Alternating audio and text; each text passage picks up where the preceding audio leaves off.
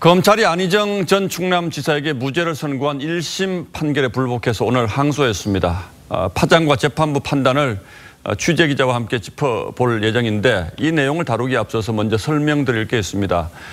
성폭행 판결문 내용은 2차 피해를 방지하기 위해서 원칙적으로 공개를 하지 않습니다. 다만 이번에는 재판 과정이 전 국민적인 관심사가 됐고 따라서 쟁점도 상당 부분 공개가 됐으며 또 피해자 김 씨 측이 일부 언론에 진술서와 법정 증언을 밝혔기 때문에 구체적인 사실관계에 대한 언급은 삼가겠습니다만 검찰과 피해자 측이 공개한 선에서 이 문제를 좀 짚어보겠습니다. 자, 한우리 기자 어서 오십시오. 네. 예. 자, 우선 검찰이 항소한 이유는 1심 재판부가 판단한 가운데 위력 부분, 이 부분을 지금 문제를 삼은 거죠? 네, 그렇습니다. 이제 유죄 판결이 나온 또 다른 이 위력에 의한 성폭행 사건들을 조목조목 되면서 이번 사건에서만 너무 위력의 의미를 좁게 해석했다고 비판을 했습니다.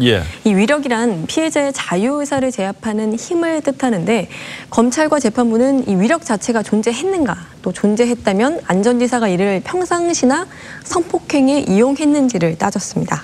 그런데 1심 재판부도 안전지사가 그만한 위력을 가지고 있다는 사실 자체는 인정을 한 거잖아요. 네, 그렇습니다. 누구나 아는 유력 정치인이었다는 점, 또 지사와 비서라는 수직적인 관계였다는 점 때문에 일부 위력을 인정을 했습니다. 하지만 이 위력을 사용하진 않았다고 봤습니다.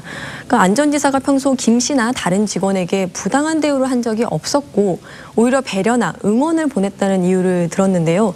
반면 검찰과 피해자 측은 안전지사의 담배 심부름 같은 사적인 지시까지 거부할 수 없었고 또 하대하는 말투를 써면서 평시에도 위력을 썼다고 밝혔습니다. 예, 저도 오늘 이 공개된 판결문을 봤는데 양이 상당히 많더군요. 네. 근데 이제 그 내용을 보니까 이 성폭행 부분에서 이 위력을 행사했느냐 이것 부분을 1심 재판부가 상당히 집중적으로 검토를 한 것처럼 보이더군요. 네, 그렇습니다. 판결문에서 60페이지 이상을 이제 이 부분을 설명을 했습니다.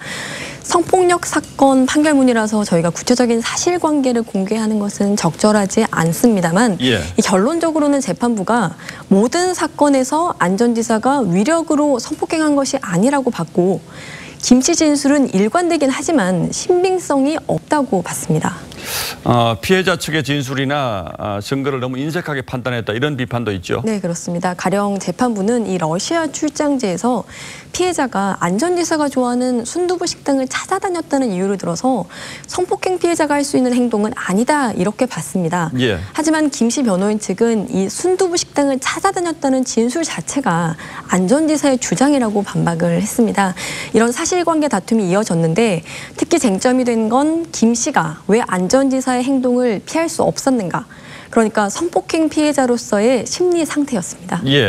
그러니까 전문 용어로 그루밍이라고 하는 것, 성적으로 길들여진 상태를 말하는데 이 가능성을 법원이 어떻게 판단했느냐 하는 것도 상당히 큰 관심사 아닙니까? 네, 그렇습니다. 어떻게 판단을 했습니까? 네, 일단 이 그루밍이라는 것은 가해자가 어떤 선호하는 표적을 정한 다음에 이 피해자의 관심사나 취약한 부분을 충족시킨 다음에 이를 이용해서 성적으로 길들여서 저항하지 못하게 한다는 것입니다. 주로 그래서 미성년자 성폭행 과정에서 이루어진다고 하는데요.